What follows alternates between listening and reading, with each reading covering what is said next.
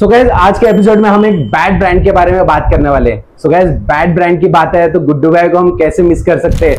ये थंडर नाम कैसे पड़ा? गुड्डू भाई तो काफी फेमस है, इस नाम के पीछे का राज बताइए जरा। ये जो बैट होता है ये कश्मीर विलो है, ओके। जिसको काफी लोग ने मेरे बैट्स को फालूदा बैट बोले।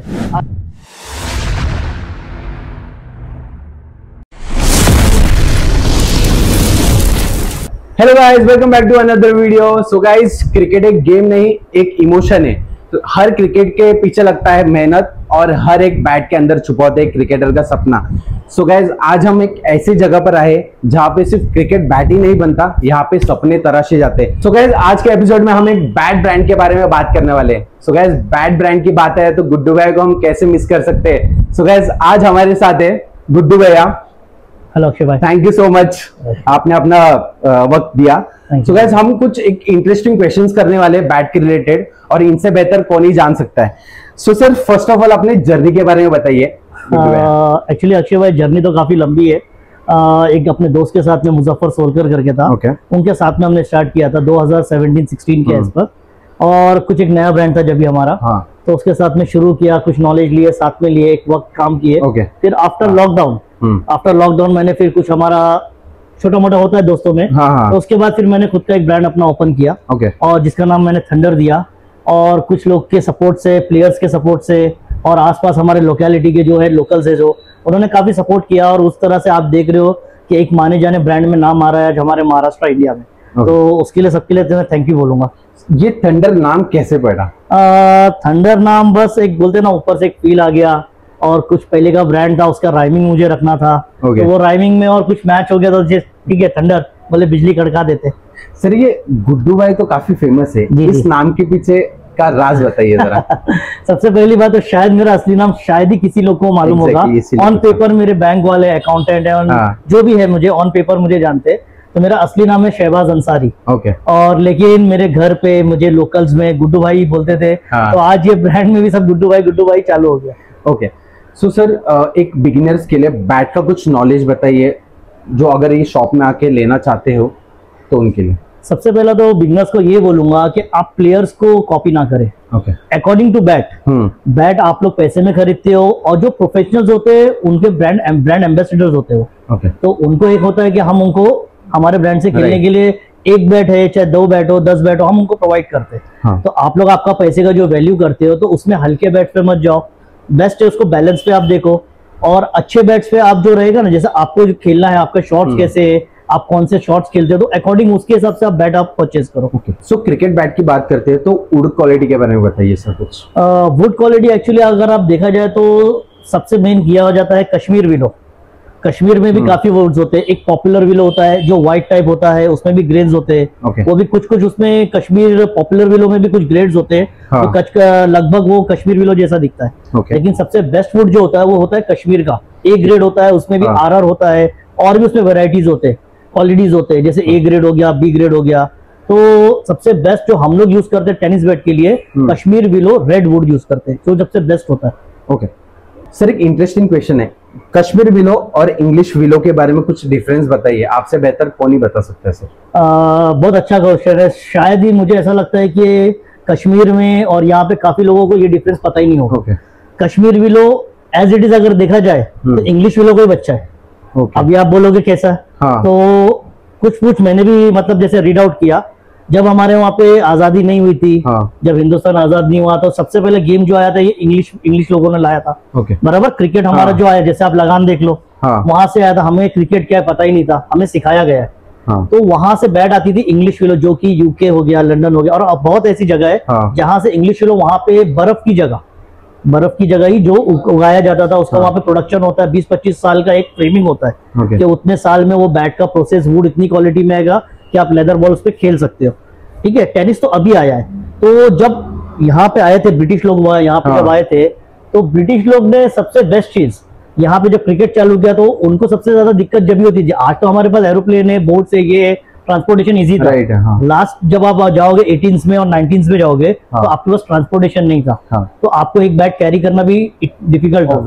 अब पूरे इंडिया में सबसे बेस्ट अगर कोई टेम्परेचर था इंग्लिश विलो के लिए, तो वो था हमारा कश्मीर। क्या बात है। कश्मीर में जहाँ पे बर्फ होती है उसको टेम्परेचर माइनस में जाता है, और आप वो झाड़ को, जैसे इंग्लिश विलो जो झाड़ बोलते हैं, वो झाड़ को अगर आपको ग्रो करना था तो इस कश्मीर में सबसे बेस्ट प्लेस थी। तो वहां पे वो टेम्परेचर पे ब्रिटिश लोगों ने वहां पे उसका ग्रोथ किया, फार्मिंग किया कश्मीर विलो का। तो आज जो ये हमारे को कश्मीर विलो मिला है, ये हमारे ब्रिटिश के थ्रू मिला है। तो यहाँ से ये प्रोडक्शन चालू हुआ है। लेकिन आज भी हमारा बेड देसी नहीं है। अगर आप कश्मीर विलो और इंग्लिश विलो बोलो तो आज हमारी जो कश्मीर विलो की लेदर बेड्स बनती है, आप देखोगे तो वन ऑफ द फाइनेस्ट है इन वर्ल्ड्स में, आज वर्ल्ड्स में भी जा रही है। तो आप अगर उसको कंपेयर करोगे तो इंग्लिश विलो का एक रेट बहुत हाई होता है और कश्मीर विलो का लो होता है, लेकिन आसपास आप देखा जाए तो एक टक्कर दे सकते हो।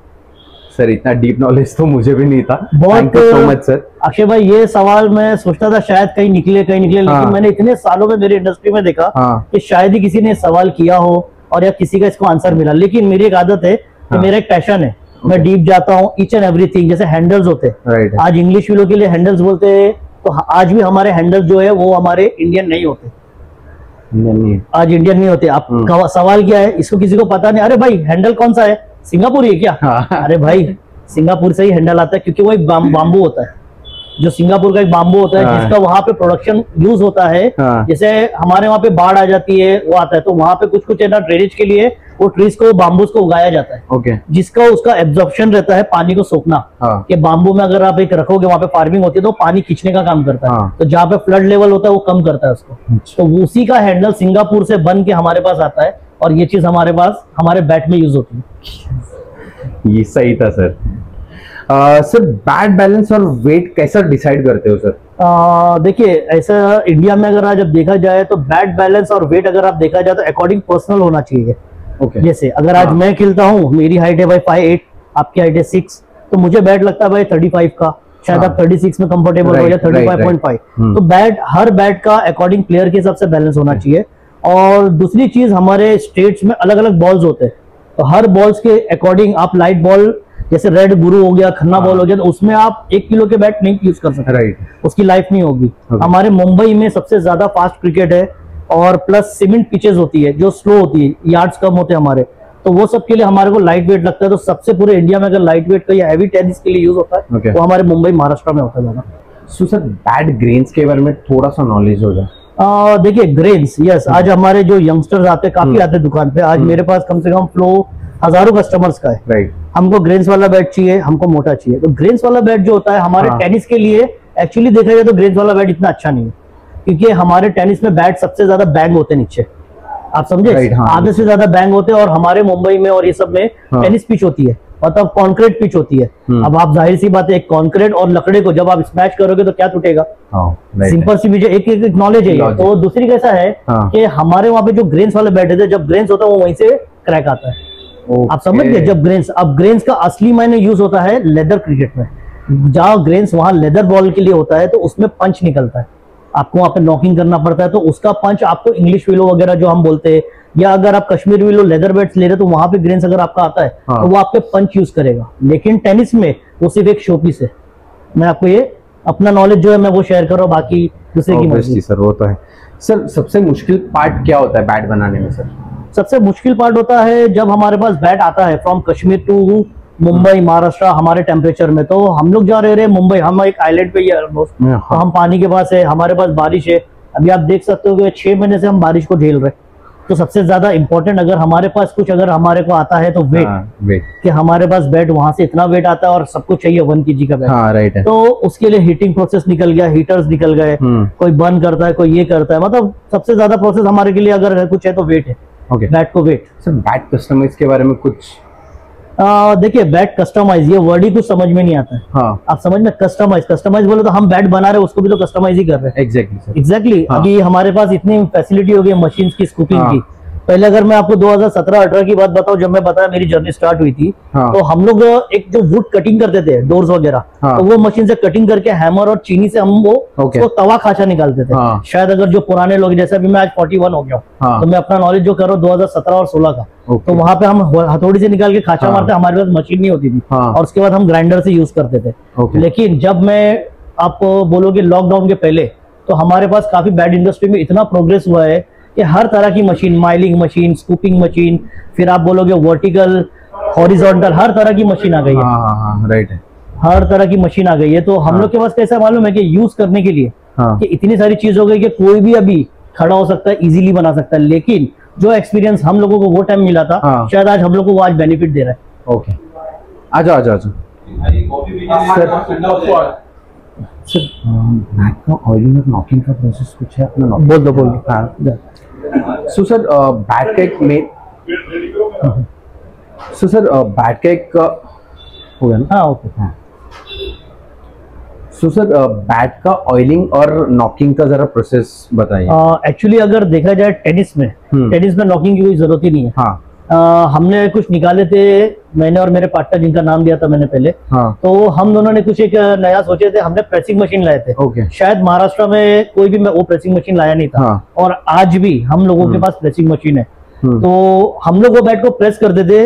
हम लोगों ने वो प्रोसीजर लाए थे प्रेस करके बनाने का, जो आज बहुत लोग बोलते हैं ना हमारा बैट प्रेस है लेकिन मशीन नहीं है उनके पास। हाँ। लेकिन बैट प्रेस है उनका, लेकिन हमारे पास आज पूरी मशीन है। हाँ। और हमने अपडेटेड मशीन भी रखे। जब हम वो कश्मीर व्हीलो को प्रेस करते हैं तो उसमें नॉकिंग की कोई जरूरत नहीं पड़ती है। ओके।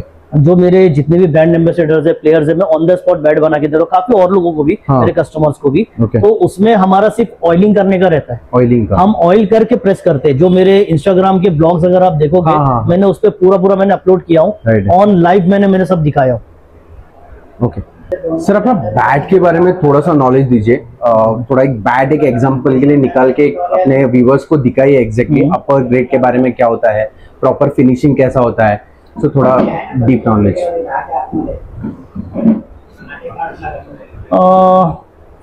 ठीक है अक्षय भाई, देखिए ये जो बैट होता है ये कश्मीर व्हीलो है। ओके। इसको अगर आप बोलोगे ये डुअल टोन में आता है। ये फर्स्ट ग्रेड का कश्मीर व्हीलो डुअल टोन है, प्लस इसमें ग्रेन्स भी आया है, नॉट्स आए हुए। तो ये हमारे टेनिस के लिए परफेक्ट वुड होता है। ओके। ये मतलब 15 साल 17 साल ये सब की जो ट्री होता है ना उनकी लाइफ, उससे हम लेके आके एक क्लिप लेके आके बनाते हैं। अब जो आप ये इसमें अभी बहुत सारी चीज निकल गई। जैसे मैं आपको बता, पुराने इसमें सिर्फ एक ही ब्लेड चलता था, फ्लैट ब्लेड होता था। बैट ब्रॉड होता था, फ्लैट होता था और एक ही साइज होता था, जो कि 42-44 mm में हमारा बैट रेडी होता था। जिसमें हम MRI का बॉल, रेड बॉल, ये सब व्हाइट वाले बॉल वो सब खेलते थे। तो कैसा था, अब जाके लॉकडाउन के बाद में काफी चेंजेस हो गए बैट में। बैट इंडस्ट्री ने इतना अपडेट किया है कि इतने सारे दिमाग आ गए कि हम मार्केट को कैसा बढ़ाए, हमारा प्रोडक्शन कैसा बढ़ाए। तो क्या किया उन्होंने, अपर ब्लेड निकाला।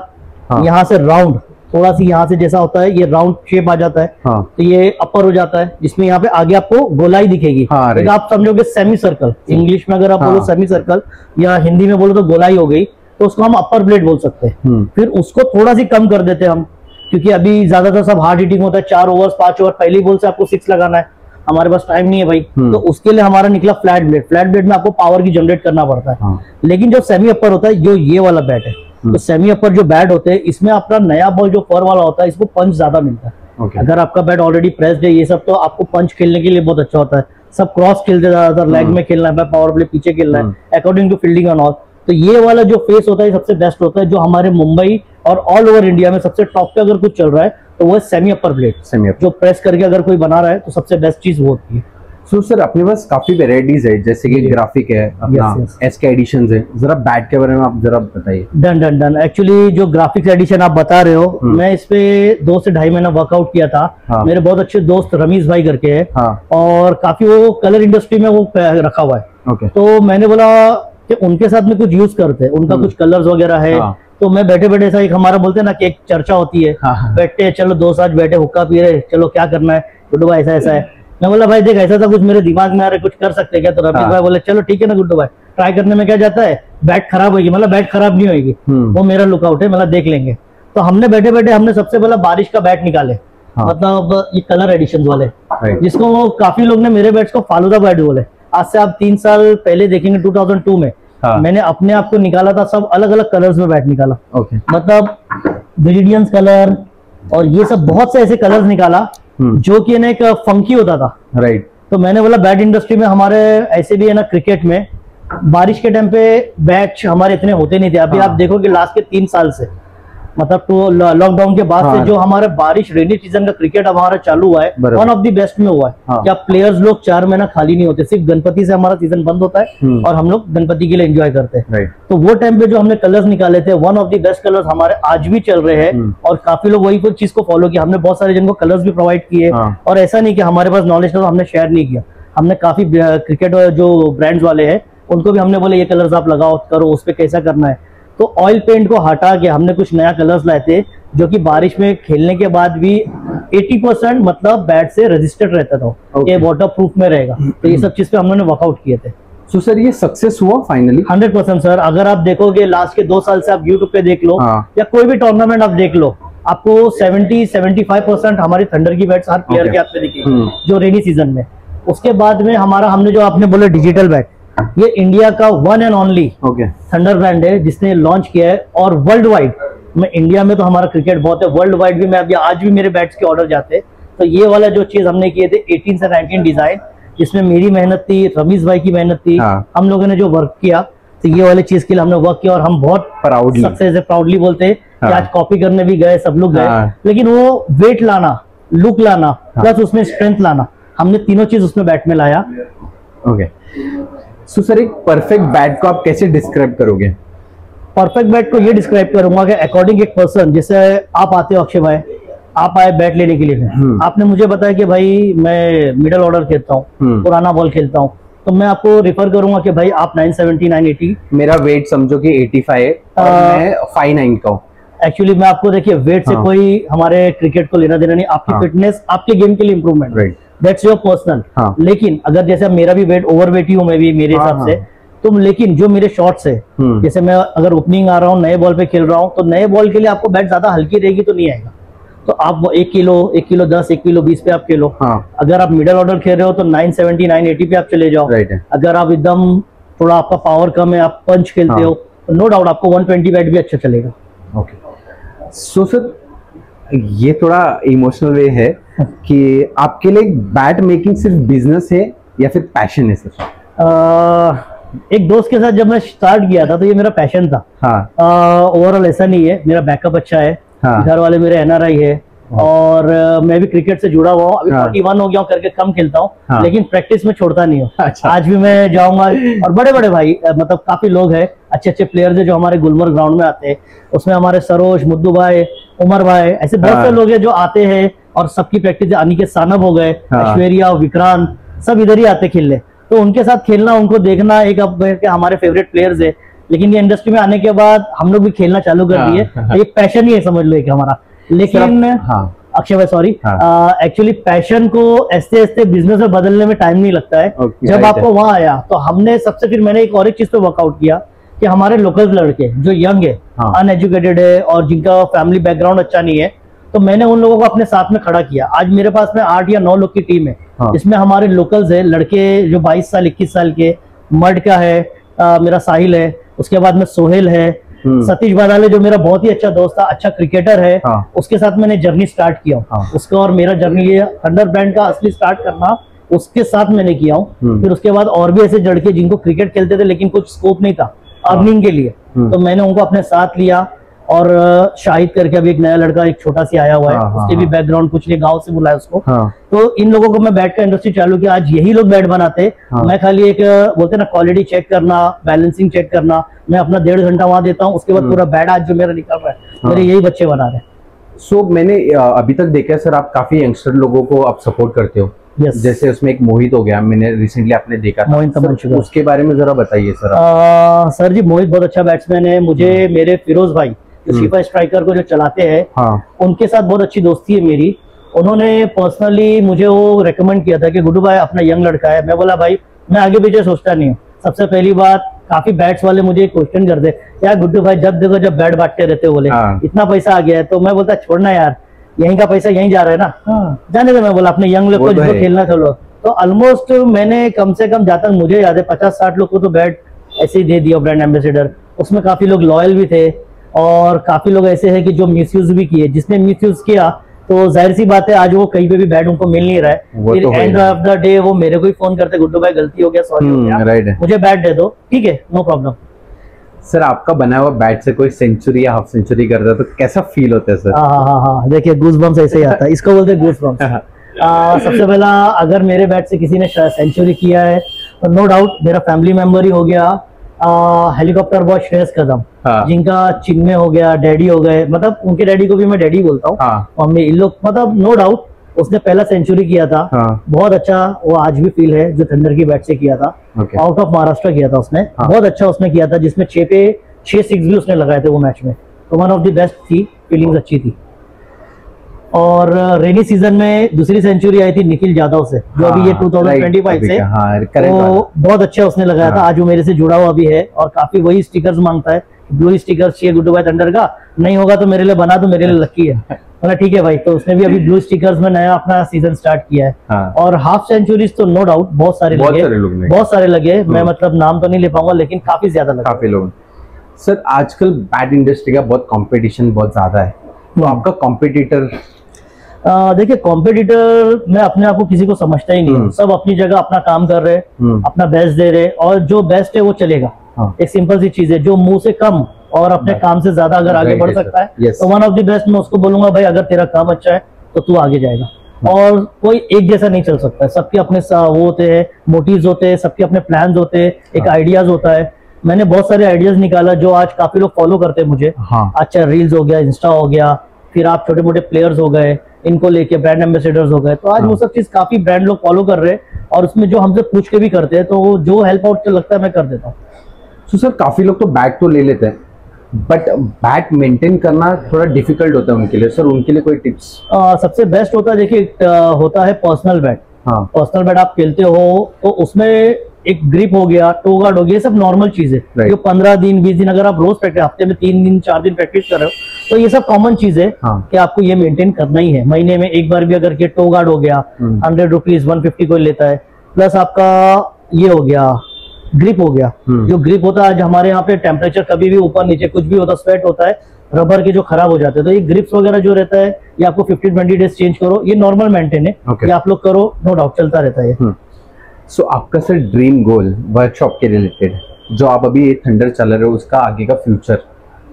मेरा सबसे अच्छा, मैंने फ्यूचर के लिए तो नहीं सोचा हूँ, ये फ्यूचर सोच के अगर करे, अगर होने लगा तो फिर अलग बात हो जाती है। तो मैं फ्यूचर सोचता नहीं हूँ, मैं सिर्फ प्लान करता हूँ कि मुझे ऐसा करना है। फिर ऊपर वाला है, मेरा अल्लाह है, जैसा भी मुझे आगे लेके चले। सबसे बेस्ट चीज होती है कि मेरा ड्रीम एक ऐसा है कि one of the best bat maker of India मुझे बनना है, और उसके लिए मैं अपना वर्कआउट कर रहा हूँ। और काफी जगह अभी लूटपाट, मतलब एक बोलेंगे ना आप कि बोलते कुछ है देते कुछ है, ये चल रहा है, ऑनलाइन चल रहा है, पैसे की मारामारी, 5000 के बैट 6000 के बैट, तो दैट इज बैड। तो वो सब चीज को मेरे को खत्म करना है। और एक सिंपल सी चीज है कि आप इतना कमाओ कि आपको नुकसान नहीं हो, आपका स्टाफ पूरा लेके जाए आपका पैसा, और आपके पास उतनी बचत हो कि अगर हमारे पास चाहे जैसे अभी फ्लड आ गया या बारिश में हमारा, तो आपका उतना सरवाइव कर सको। आप उतने अमाउंट उतने प्रॉफिट मार्जिन पे करो। अभी काफी बड़े बड़े बैट है, आज 6000 5000 8000 बैट बेच रहे हैं, तो that is not good.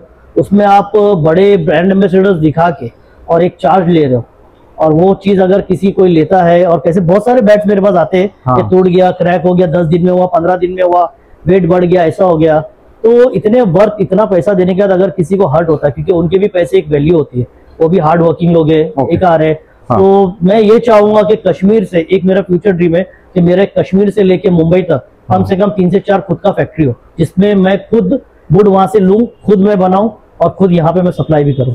Sir काफी बड़ा विजन है आपका। नो डाउट, अभी इतना बुरा तो नहीं हुआ अक्षय भाई, कर सकता हूँ तो उससे मैं वर्कआउट करता हूँ, देखते हैं आगे ऊपर वाले की मर्जी। तो सर फाइनली काफी ज्यादा बातचीत हो गया, तो हमारे व्यूवर्स के लिए कुछ आप?